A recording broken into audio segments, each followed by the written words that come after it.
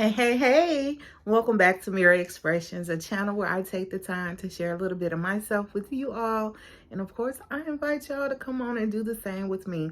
Go ahead, hit thumbs up for me, hit subscribe. If you haven't, please, y'all, become a subscriber. Help me get those subs up. And also let me know how you're doing. If you are A1 and you are feeling what you see looking back at you when you look in the mirror, drop me a mirror emoji in the chat. That is my prayer that all my listeners are doing A1. But of course, if you're not, because we all have those days, right? Do what you must to get back to a healthier you. All right, y'all. We are Married at First Sight, Season 16, Episode 7, Jamaican Me Crazy. All right. So we start off the same day with Gina and Clint. They had their little blow up, right? And so we see Gina doing her personal cam, and she's talking about how Clint has a problem with her appearance, and she's disgusted by him. And if he didn't see that he did anything wrong, then it's a huge red flag for her. And this is my thing. Like, I get what she's saying. I do. But Gina, also on the flip side of that, you were wrong too. You talked about his appearance, or you can say you can do the same thing he did. Well, I was specifically talking about you. I was just saying my preferences, but you were talking about features of his that he can't change. And so I think maybe, I don't know. I think what's also making her feel some type of way more about it is that he said it in a big crowd versus like a one-to-one. But in the same breath, Gina, y'all were tit for tat in this situation. So you can't just continue to try to hold him accountable and not yourself as well. So that's my only issue with that. You know what I'm saying? Anyway, so we see Clint telling Eris and Chris about what happened between him and Gina, right? And so, of course, Clint, he's leaving out things, and he's trying to say, well, I said this and that, and of course, he's not saying it how he said it to her. So, ain't neither one of them being honest. Y'all see what it is. So, he trying to act like he was being calm when he wasn't. Talking about he not doing a tit for tat, but that's exactly what you were doing. So yeah, I'm not on either side of this. Both of y'all was wrong. Like I said last week, both of y'all was wrong. So Eric said that Gina's weight may be an insecurity for her. And so to hear Clint mention something about weight probably triggers something in her. And I was just like, he could be right. He could be. Aries can speak a little sense when he wants to. So there can be some truth to that. Aries said that the right thing sometimes. Oh, wait a minute. No, hold on. I don't know what that was. I can't read my own notes. But anyway, he said that. But yeah. Anyway, but Clint was like, I never called her overweight. So Aries was like, well, maybe it wasn't how you said it, but how it was interpreted. So basically, to me, he's kind of appeasing Clint versus just saying, no, you was wrong. It is what it is. So he trying to go about it in a roundabout way is what it seems like to me. Talking about, well, maybe it wasn't what you said, but how it was interpreted. So Clint, he's just trying to play the victim, saying he's typecasted now, that he doesn't like bigger women. I can't be me. Oh, woe is me. Sob, sob, sob. And Chris is like, yeah, you got to be you. We have to let Clint be Clint. What is this? We have to let Clint. I'm tired of hearing this. Clint gonna be Clint. We gotta let Clint be Clint. No. He's blunt and upfront, and I like that, though. It may not always be easy to hear, but we gotta let Clint be Clint. No. There's a such thing as being tactful. You can say what you want to say, and your delivery can be your delivery can be it can come across as rude. You know what I'm saying? So you can amend your delivery. You there's a way to get your point across without being rude or whatever. So let's stop making excuses for Clint. I just really felt like they were dancing around him, especially Chris. So anyway, Aries, he's trying to, like I said, trying to do it in a roundabout way versus just being so blunt about it. But I do think at least Aries, he is trying to get him to think a little differently, because he kind of asked him like, does he feel his delivery was the best delivery? And so he got Clint to admit that he could have been more eloquent with his words. And so he goes on to say he has to seek his inner mind and see what his inner soul has to say. Like, Clint, what does all that even mean? Do you even know? Like, boy, bye. So anyway, Aries ended up bringing up the couple's dinner. So they're supposedly going to all have dinner that night. And so he kind of dropped that in the atmosphere as a means to say, hey, this might be the best time to kind of get some resolution about what happened amongst the group while everybody is together. So that's kind of how I took that, you know, perfect time to fix things. So we get this confession of Gina, and she's telling us that she and Clint, they did have a conversation before the dinner that evening, and that he did apologize. So they're at a better place right now. So they're all at the table, right, for dinner, all the couples. And Clint decides to stand up. He starts talking. He's going on and on. Like, he's like one of them people just likes to hear himself talk, it seems like. And so, Aries and Jasmine, they end up doing a couples confessional. Like, really all the couples did a confessional during the dinner, I think, if I'm remembering correctly. So they do their couples confessional. And so Aries said, you know, he's curious to see what Clint would say, because he was wrong in what he said to Gina, and he hopes that he owns up to his mistake. And so Clint did go ahead and say, you know, he want to address the table and da-da-da-da-da. He gets up talking about how he wants to exude and exonerate. He's blunt. He's real as possible. He's front street. And I'm just like, exude and exonerate. Like, these people just be saying some stuff like...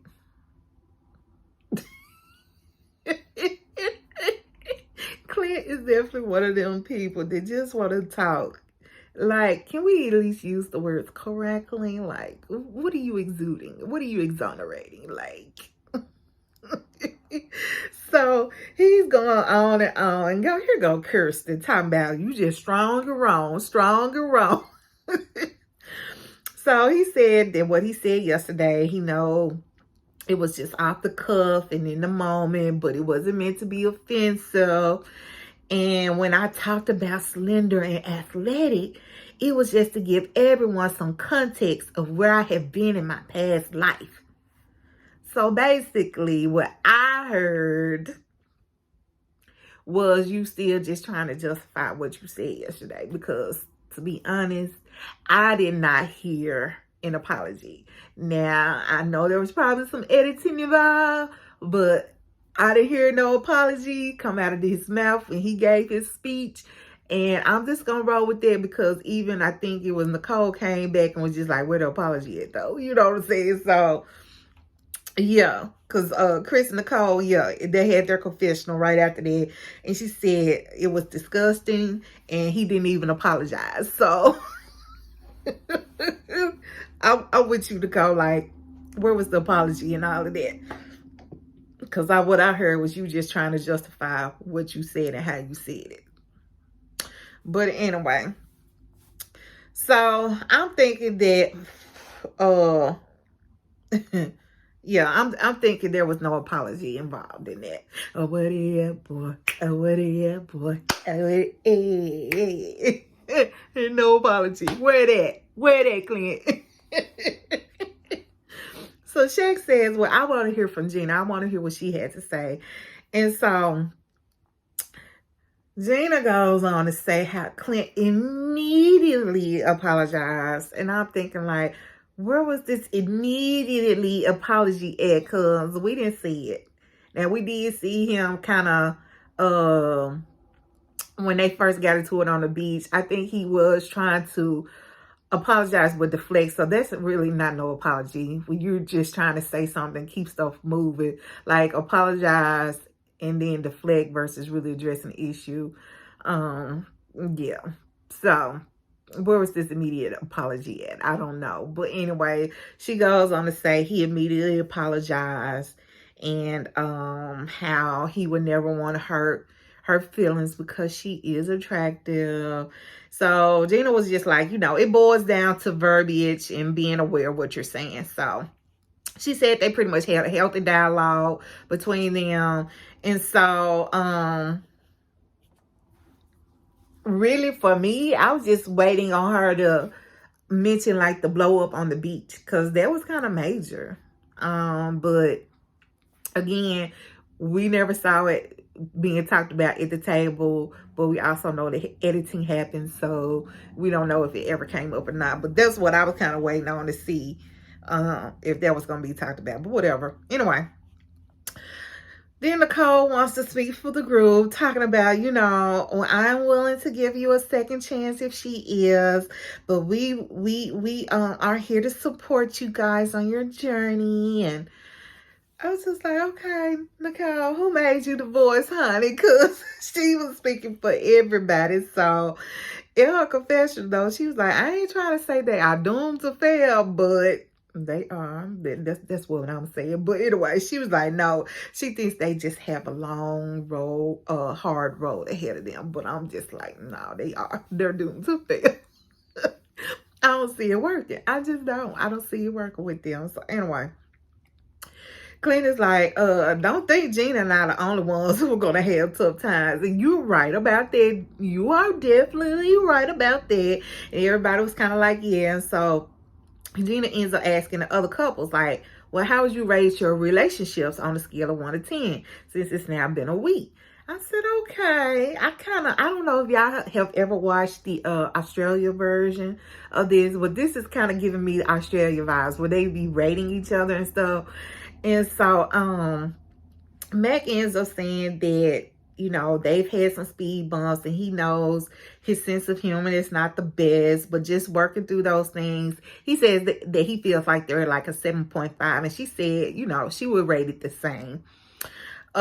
Chris said that things have been better than what he could have ever expected. And he said he's like an 8.2. And Nicole's like, what? An 8.2? I was going to say an 8.2 also. I was like, oh, goodness. Y'all are so corny.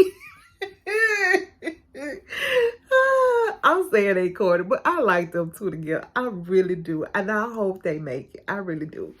But anyway, she said that going back to normal, she knows that they're gonna have some turbulence, but that she thinks they'll make it. All is well right now. So she said, she realizes that this isn't everything to their relationship, because basically they're in paradise. So of course, pretty much everything is gonna be hunky-dory. But so I said, the only thing I could say with that was that I'm glad that they don't have their blinders on. Like when a couple, because we've seen that happen so often. When a couple starts off doing so good, so solid, and so perfect, they get these blinders on, like that they're just above it all. They're going to be the best. They're not going to have any problems. Kind of like Justin and Alexis last season when they were on their honeymoon, looking down their nose at everybody because they were just having the most perfect time. And we see they ended up being the most toxic couple. So but yeah, I'm like I said, I'm glad. Well, at least I haven't heard Chris say that, but at least I'm hearing her say that she knows that this is not the expectations for always. Things are not going to always be nice and perfect like this. So Clint in his confessional with Gina is like, I know women like Nicole, and she is going to take him for a ride. Like, Clint, why do you keep saying that? Like, why do you keep saying that?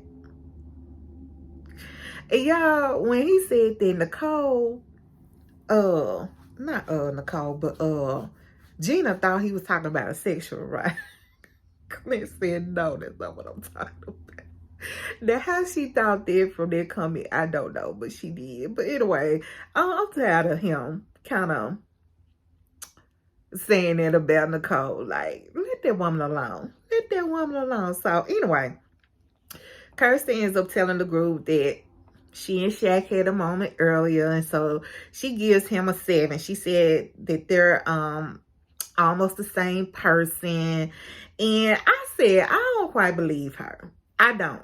She just seems, her answer just seemed very performative to me. Like, let me just say, things are good, and we're this and we're that. We're almost the same person. Like, are you really though? Because that ain't what I'm seeing. Like, oh goodness, you already, you know. Anyway, let's not get into that. But anyway, he agrees with 7, and I think he's probably just agreeing just to save face too. Like, who wants to come behind their partner? Like, say she says a 7, and he know they really like it a 4. Like, who wants to come behind them and be like this? So I think he just kind of said a 7 to the save face and keep it moving. So as far as Gina and Clint, she said that they're at like a 5, a solid 5, which is big for them, and that she's still hopeful. And Clint said that, you know, it was tough to come back from where they were, but he feels like they're probably at like a 5.5, 5.5. So he feels like, you know, their fight put them at a healthier space. So Jasmine said that they are good. And how she speaks on how finding out that he's never been in love was an eyebrow raiser for her. And she said, you know, she realized, you know, she can't follow him for that because maybe he's just never been in love with the right woman before. He needs him a Jasmine in his life.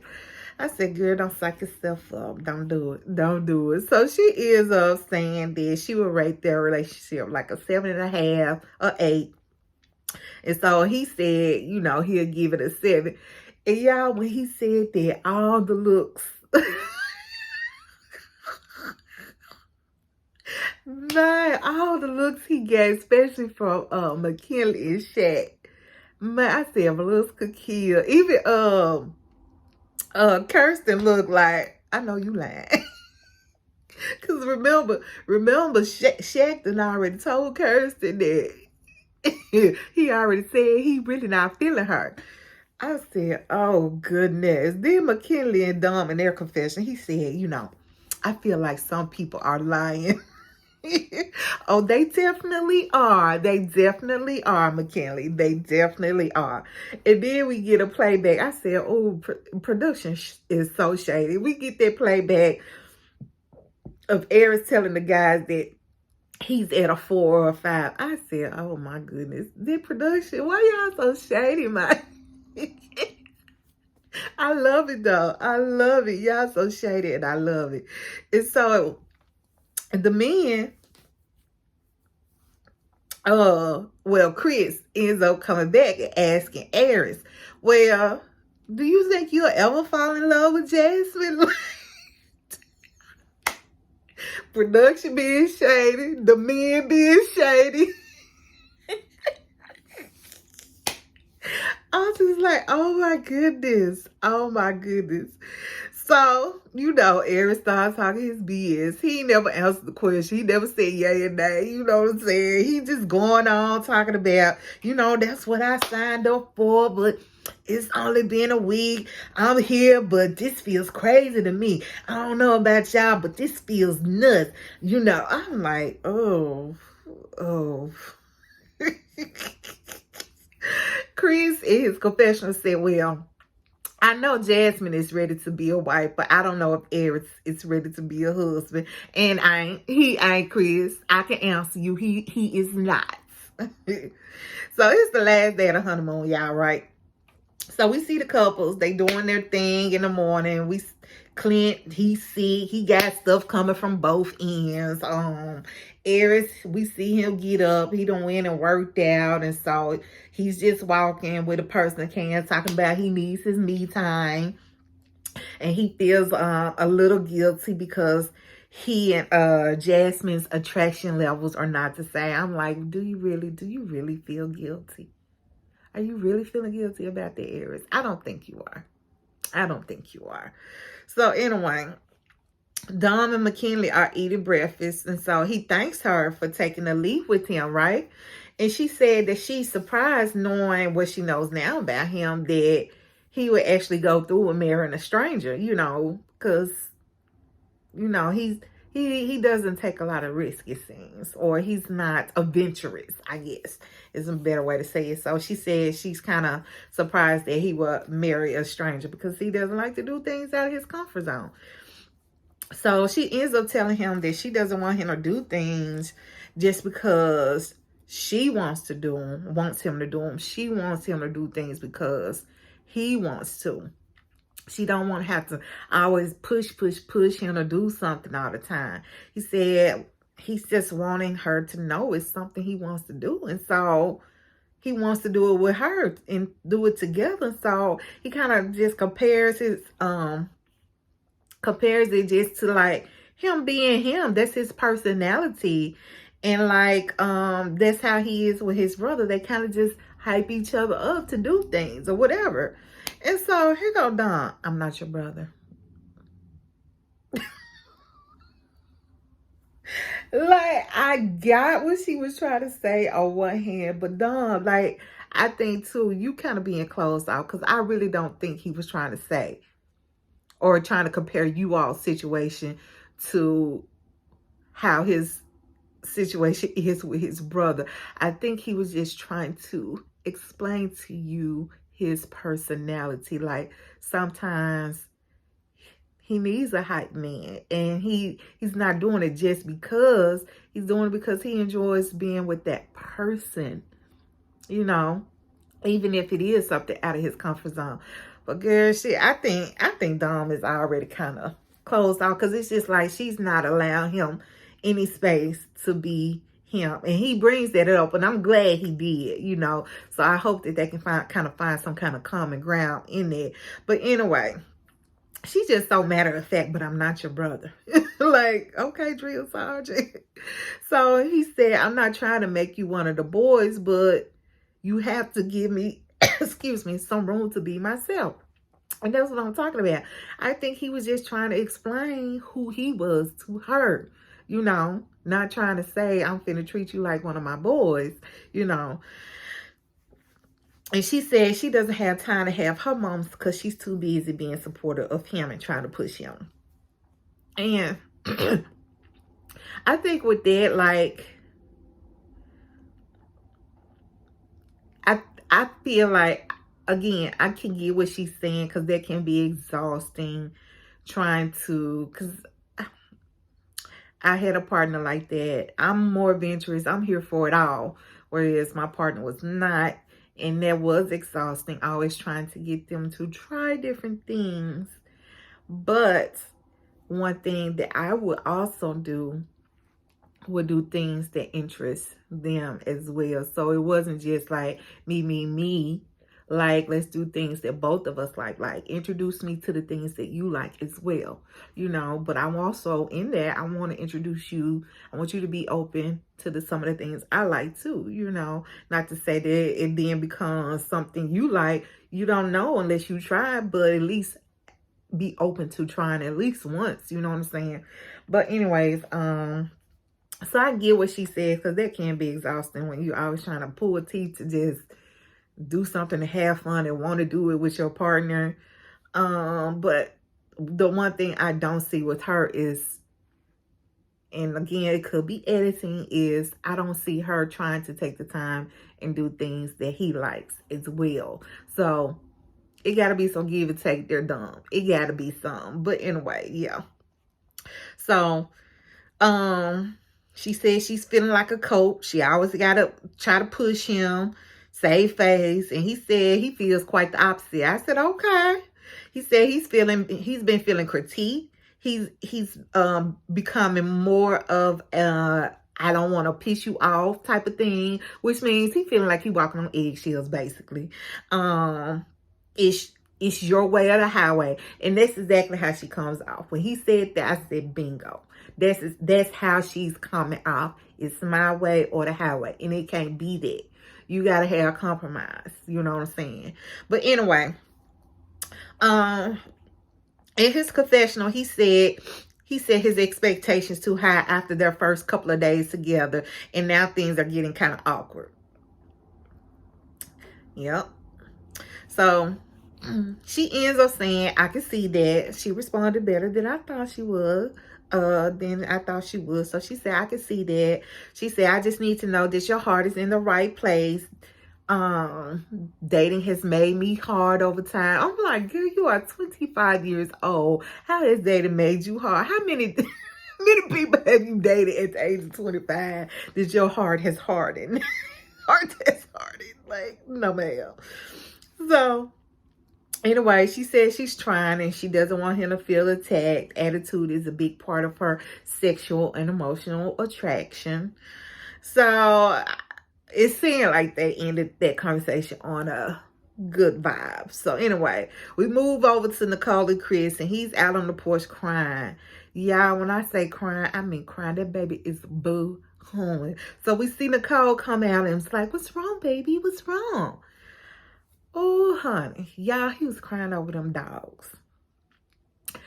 And I ain't crying, talking about crying like one of the dogs done went on the doggy head. And, baby, apparently, there is a dog limit at the shared apartment. There can only be a total of 2 dogs, right? And so between the 2 of them, they have 3. She has 1, he has 2. So he's crying because they can't have all 3 dogs at the apartment, basically. Chris, I don't get it.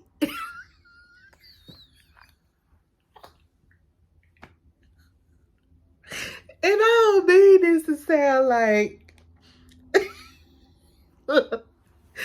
I think they just came out so wrong. I don't mean that to sound heartless, but I feel like that's what it was. But I don't get it because, like, you were having a full-blown panic attack, and I'm kind of like, Nicole, y'all haven't even looked at your other options right now. Like, like, it's not a forever thing for one. Y'all gonna be at the shared apartment for less than 2 months. Get somebody to watch them doggone dogs for the next 2 months. You will still have freedom to go see them, visit them, feed them, walk them, play with them, like whatever you want to do, do it. Like, I don't get the big crocodile tears. So he's like, I can't abandon them. And Nicole said, no, that's not an option. We won't be abandoning them. I mean, y'all, he is really, if you have not seen this episode, this man is really having a full-blown meltdown. Like, his eyes puffy and dark and baggy. I'm so serious. Like, a full-blown meltdown. So, Nicole, she's in full-fledged mommy mode. Like, she's bent over. She's talking to him at eye level. She's petting him up. She's talking in her calm voice. We're going to figure this out. Like, yeah, I said, what is really happening right now? Like, am I in a Twilight Zone? Is this not a grown man? Like, well, you know what? I guess that's it. Me and our big babies. Okay, my bad. Because this is exactly what he's acting like right now. Anyway, he crying, talking about the dogs get separation anxiety. I said, are you sure they're the one? Or are you the one that gets it? Because it seems like you're the one that gets the separation anxiety. So anyway, Nicole said, I don't know what we would do, but we're going to figure it out. This could be a big hurdle. We already knew that. But we're going to figure things out. So I will give it to Nicole. She stayed calm, and she when she came to him, she wasn't honest about having a resolution, but what she was honest about was like, we'll figure it out. Like, she didn't come and pretend, oh, we got it worked out, we can do this. And like, I liked how she kind of just, Nicole gonna ride for her man. I'm gonna say that. I'm gonna say that. But I just hope that he will be willing to do the same for her. That's all I'm gonna say about that. But anyway, um,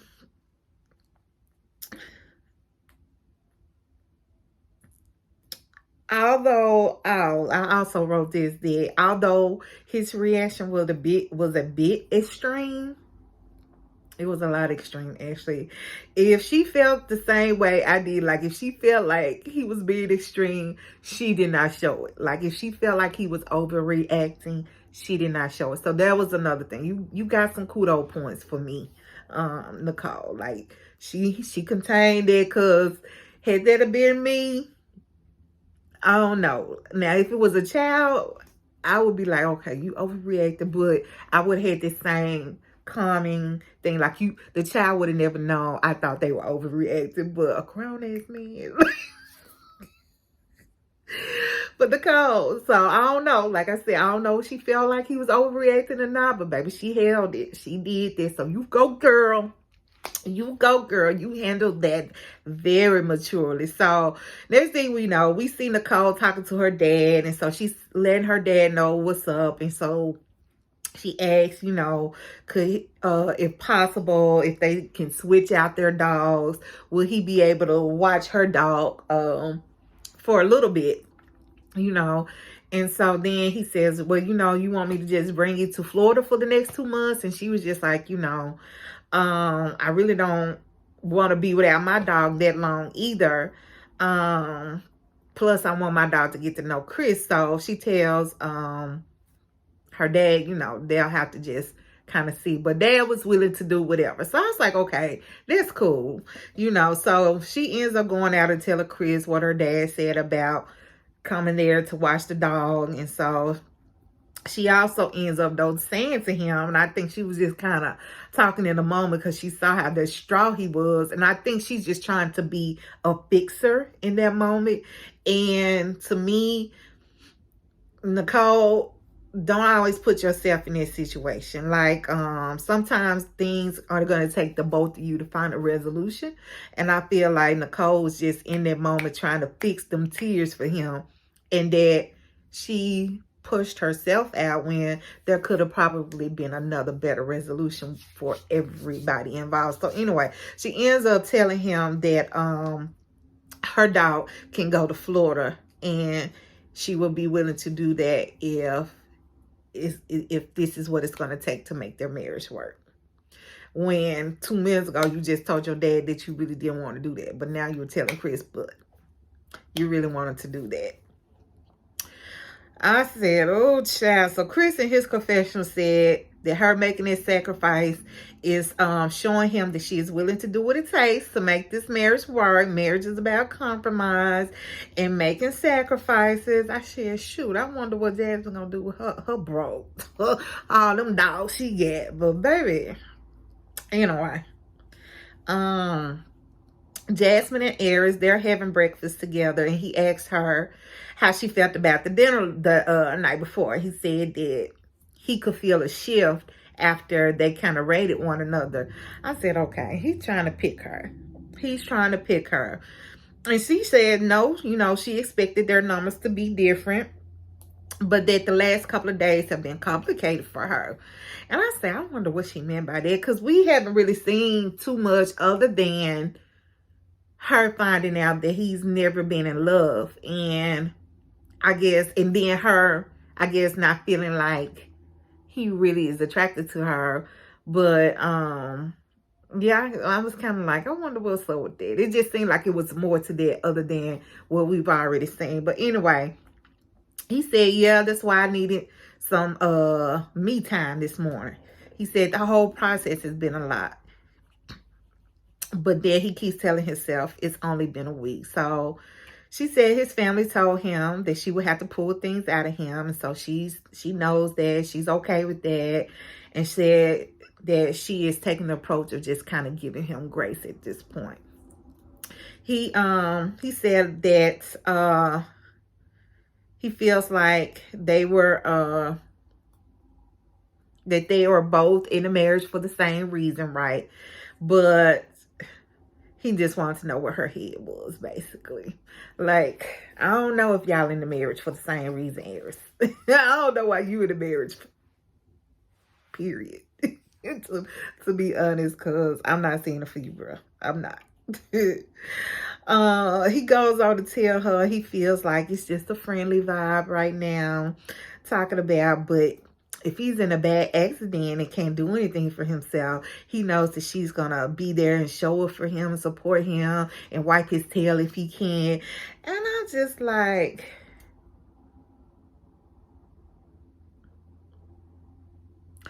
I don't know what to say, y'all.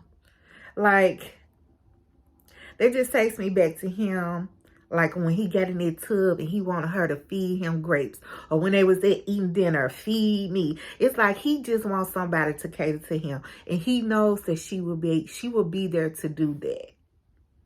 And you're taking advantage of that to me because you know that about her. You're saying that.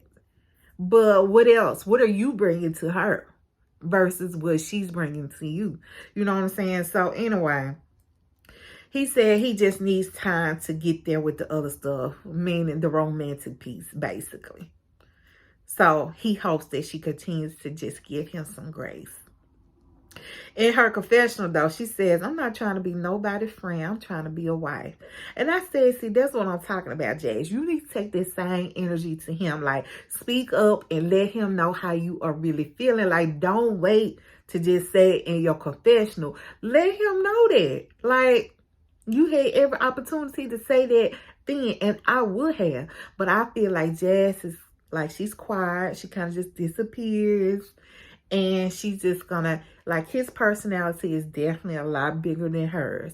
And she is letting that just protrude and stomp all over her. As Clint says, gonna walk all over him, stomp on him.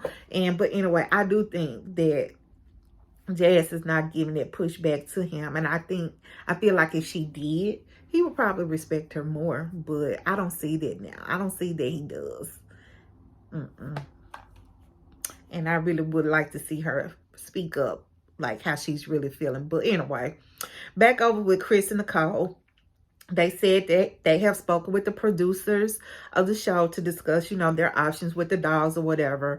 Her dog will not be living with them. He'll be staying at her house with her dad. And then after the show is over, they'll find a place big enough for them and all their dogs. Now, am I the only one? This is what I'm thinking. She had one dog. He has two, right? Why not rotate his two dogs out? Her dog stays there, and he rotate his dogs out. Like, one of his dogs stay there for like a week, and then they rotate to the other dog, or whatever, however long, like 2 weeks, and then let the other one stay there for 2 weeks, or whatever. And that way, both dogs are getting acclimated to her dog and her as well. And her dog is getting acclimated to him and both of his dogs as well. Like, why should she, again, have to go completely without while he gets out? Like I said, there could have been a better resolution. That's my point. I'm just saying, that's how, am I the only one that thinks that way? Y'all let me know. Put it in the comment. Like, really, am I the only one that thinks that way? I just want to know. Because, to be honest, like, I don't get why it's just all on her to make that separation. I get that he doesn't want to be separated from his dogs, but I know she doesn't either. Actually, she already stated that, you know what I'm saying? So, to me, that option of her dog staying there and his dogs rotating out would be the fairer compromise. That just makes better sense in my head. But anyway, so the couples they're getting ready to return back to Nashville, right? Shaq is telling Kirsten that he's a knee free. Jazz and Aries, they're talking about how they would kind of want to decorate their place together. Clint said he's looking into getting into a deeper level and seeing Gina in a different light. So they made it back to Nashville, right? And they're going to the shared apartment. So when Aries and Jazz get to their apartment number was, or is 313, right? And so Aries is telling her that his dad's area code was 313 when he lived in Detroit. And so he said he takes that as a symbolism, like some good juju or whatever. To what, Aries? Because I still feel like you're not ready to give your all. You still finna play in this woman's face all damn day. So anyway, they get in. There's like this basket of stuff waiting on them. And so Aries says he's overwhelmed with all the matching stuff. And so I said, oh, Aries just but anyway, the apartments look nice, y'all.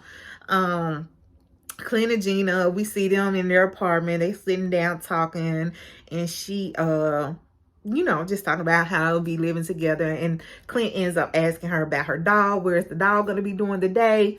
And so she said, well, oh, he'll either be here at the apartment or he can go to work with you. But he can't come to the salon with me. I said, oh, here we go with the doggone salon again.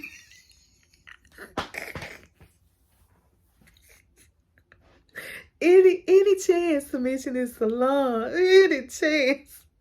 But Clint says that, he's a dog guy. He loves dogs. So he's actually looking forward to having the dog around or whatever. So they seem to be doing better right now, at least for the moment, since the honeymoon.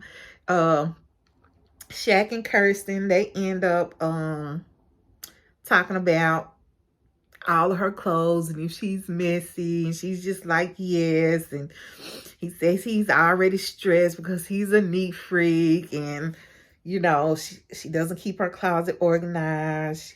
And so they end up discussing like housework, who will want to do what. And then they asked, I think she asked him, or did he ask her? I think she asked him, like, would he want them to wash their clothes together? I said, I don't know. Again, and I thought that was an odd question to ask. Like, I don't know. At least for me, I thought it was odd. Like, why wouldn't? Like, why we finna waste water and detergent? Like, wash it separately. But they said no. So they'll be washing their clothes separately. So they just kind of discuss living together and learning each other's living styles or whatever. So anyway, nothing really going on right there. So Nicole and Chris, she's asking him, how he's feeling about things, if he's worried about anything. And he said just being able to talk to each other about things that may annoy them. He said that he already knows that they're going to have to adjust their own personal habits to each other since they are now living together. And so she asked, if today was decision day, what would you say? And so he said he would say yes. And she said, me too. And then she asked him, well, do you love me? Y'all know how do you love me yet? I'm like, Nicole, you doing the most. You giving me Stasha vibes with all this, do you love me yet? And so mine said no. He said no, of course. He was like, no, not yet. She said, good, because I don't either.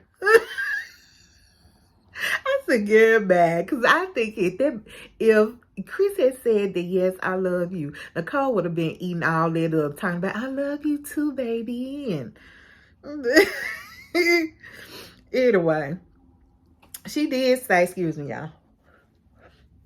She did say that they're coming off their honeymoon high, so she's looking forward to working through their time together, even when like they're not even at their best selves. Again, I'm glad they're not all jaded. Well, at least she has it, because we keep hearing that perspective from her. Like, not just jaded about everything being perfect as she described it, and not realizing that, you know, there will be some bumps and bruises in the road at some point, you know what I'm saying? And so I just hope that they really keep that understanding. I hope Chris also understands that too, because I haven't really heard him verbalize that.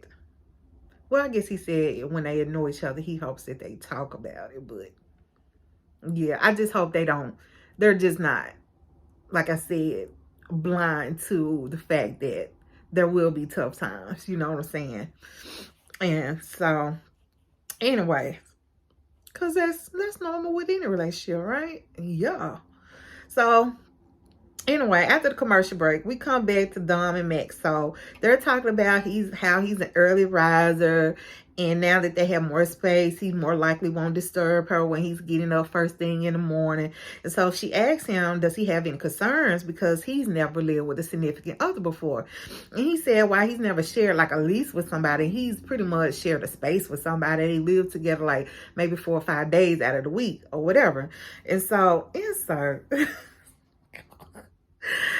Dawn was getting on my goddamn nerves with the swirling of the wine. Like, it does not take all of that, man. If you need to aerate your wine, get you a doggone aerator. If you're trying to check out the legs of your wine, do it and move on. It don't take all that. It take a few swirls to see the legs of the wine.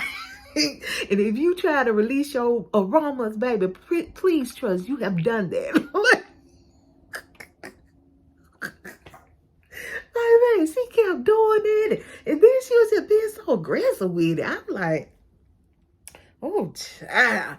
But anyway, I digress. So they end up talking about if McKinley is more traditional when it comes to what he expects a woman to do around the house. And he said, no, I can cook and clean too. You know, I can do that for myself. So now I'm just sitting here watching him sipping his wine too. And I noticed he got his little legs crossed and he holding the stem of the glass. I said, that's him. He is in his element. I mentioned a few reviews back that his mom is kind of pompous. Like, she gives off that vibe. And I think that's just where he comes from. Like, he comes from money, and where they did those type of things versus laborious stuff or getting dirty and having fun. And you know what I'm saying? Like, I just don't, like, for instance, I don't think, you know, you could go look at his hands and say, oh, he's worked. You know what I'm saying? He's one of them. He's one of them. He's one of them. But anyway, and I also think that's probably why he rebelled. Like, he had certain expectations of him, and like to follow this and that career like his other siblings did, and he chose not to, because remember, he said he didn't want to, and he started his business selling some marijuana. But I bet you that's what it is. I bet you that's what it is. But anyway, again, I digress. So, highfalutin. But anyway, I don't think Dom likes that about him though. Like, I think that's a stark difference for her. Like, because she is so totally opposite. Like, she likes to get out and get dirty. Like, she likes to fish. We know that, and the hunt and all that. And so I think that's just fundamentally a big difference between the two of them. And I don't think she's going to appreciate that he's not into that, and probably never will be. You know what I'm saying? So, but yeah,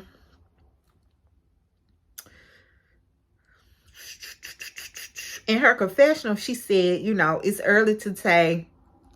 early to say that the experts did a good job matching them, but she feels like they were matched because she embodies all the things that he needs and wants to work on. I said, oh, really?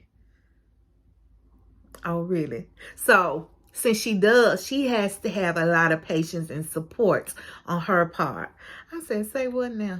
You don't. You kind of a little full of yourself too. Like, so you really think the experts match y'all solely on what he needs from somebody and nothing to do with you other than what you can do for him? Okay. Girl, go sit yourself out. Anyway, Eris and Jasmine, they're going through the apartment. He talks about, should he be in the bathroom while she doing number two? Like, boy, grow up. Anyway, he proceeds to go through the house claiming what drawers will be his, what side of the closet will be his, what side of the bed he's going to be sleeping on. Like, he never once gave her any options, choice, or nothing. He just said this is what it is. Then never took the time to ask her what she wanted. And I was just like, that was so distasteful. And I'm sure even if he did, she would have been like, well, what do you want? But still, it's a fact. Why not ask your wife? That's the lady of the house. Like, it was just no thought towards her, whatever. It was just like me, me, me, me, me. Then he goes on to tell her he doesn't like any shoes in the house and there will be no shoes in the house and that his people know that, so she needs to tell her people that. I said, well, all right. Oh, excuse me. So she says in her confessional that her husband is quite bossy. I said, see, this is what you need to be telling him. That you're coming across bossy, and I'm not liking that. Like, how about asking me what I would like? Like, maybe this really isn't a big deal, but it would have been nice for you to ask, at least ask, well, do I mind if you take this out, or which do you prefer? You know what I'm saying? Like, Jazz, you got to speak up. So they're sitting there eating, right? And so he asked her if they had a do-over, would there be anything she would change from the honeymoon? And she said no, because she believes everything happens for a reason. She said she hopes that moving forward, if anything is bothering them, that basically they would just talk about it. I said, Jazz, I need you to stick to what you're saying, because I feel like you're holding back a lot of times. You're holding back. And y'all, why this fool was like, what you say? I was too busy eating my food. I didn't hear you. I said, oh, he is so disrespectful. Ugh, ugh, ugh, ugh. So it's day 9 of the marriage, right, y'all? And so they're going to visit one another's homes, right? So we see Eris take Jasmine to his home. So he actually does have a house, y'all. But their mom's still doing his laundry. So he's worried about her finding some things that she shouldn't like, maybe some sex toys he got just here and there sprinkled throughout. I'm just like, oh goodness. So in his home, he got a home gym, he got a man cave, and she said that lets her know that he really does enjoy his me time, and that when they were on a honeymoon and he was saying that it wasn't just him trying to get away from her, that he really does need that. Then he was just like, he told her, oh, when he's showing her his man cave, that, you know, when we get our own place, I'm going to have to make sure I have a man cave. I said, all I could think was, you definitely will not have to worry about that. There will not be an after the process for you all. Jasmine, you have nothing to worry about. But anyway, I will say he's actually very organized. So, and then he keeps his dad's obituary in the frame by his bed. So he said he likes to wake up and see it every morning. Because remember, his dad passed away when he was younger. And so he kind of talks about it a little bit, and how the funeral was actually a double funeral because his uncle had also passed away like 2 days before his dad did. His dad's life was taken or whatever. And so he was only 11 years old when that happened. And I don't know, I remember him saying like a few episodes back that his father passing away at such a young age, well, when he was at such a young age, it kind of created like some uncertainty in him, like about how to be a father, how to be a husband, how to lead a family. And I was just thinking, you know, that actually may be fueling his reason for not falling in love. You know, he might be making himself emotionally unavailable because there's that fear that he's not gonna be able to live up to those things. Plus, that one relationship, he said that he fell for the woman and the woman goes to him.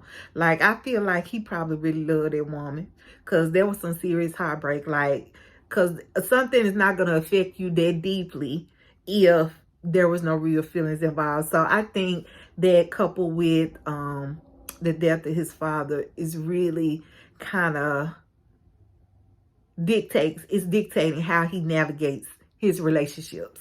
But anyway, I mean, I could be wrong, but that's just kind of what I'm thinking.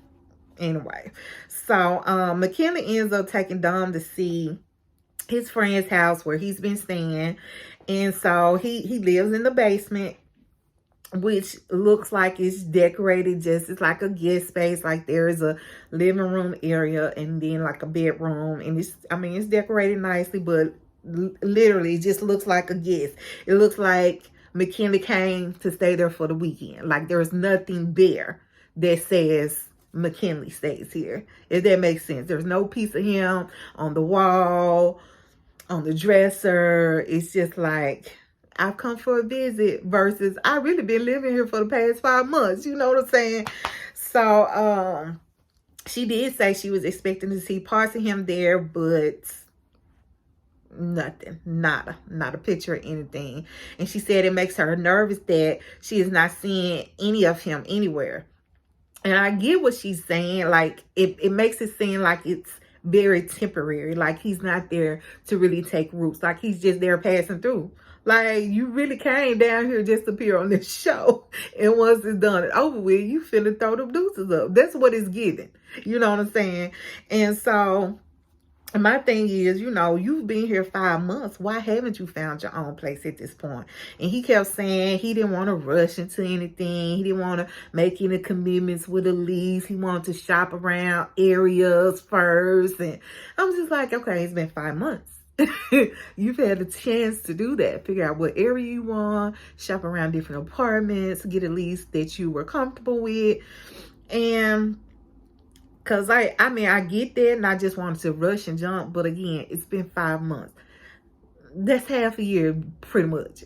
Like, it really doesn't take that long. You know what I'm saying? So, and then you're not a stranger. You claim you've been to that area several times to visit with your friend's family. So you're not a complete stranger to the Nashville area. So you have some idea where the best places to be. And then if they've been there, they also could help to guide you and navigate you in that direction. Like, so I'm hearing excuses too, Dom. I'm hearing excuses too. So anyway, he kept just saying he didn't want to rush into anything. And so in her confessional, she said, you know, she typically go, I don't know why I'm getting tongue tied, typically goes for guys that are more established, and that to her is showing her a lack of initiative on his part. And like I said, I can get that. I would expect more from a 34-year-old man as well. So he kept saying he was in transition. But like I said, it's been 5 months at this point. So she told him she feels like he doesn't have any ties. You know, she brings up how he's moved around a lot. Like, he moved from Michigan to California, from California to Tennessee. And she said, you know, she doesn't know what's going to keep him there, and that she personally is not interested in moving from Nashville. And that worries her that, you know, he's not ready to just settle down there. And he said when he moved, he didn't want to just jump into a place. And she said, but you wanted to jump into a marriage? Now, Dawn can be a little judgy and stern. I call her drill sergeant. But when she said that, all I could say was touche, baby, because I agree. You didn't want to jump into no apartment. You didn't want to make a commitment and sign a lease in an apartment, but you ready to do a whole marriage with somebody? Make it make sense. make it make sense. Like, how you not ready to commit to a home for yourself, but you ready to commit to a marriage? Anyway, y'all, that was the end. Our previews looking like it's finna get real for these people. Like, it look like just about all the couples are in trouble coming up. So that's all I got. Y'all, please let me know what y'all thought about this episode. Let's get in these comments. Let's talk about it. And as always, I'll pray for y'all. Y'all pray for me. And what? We gonna watch God change things. Bye, y'all.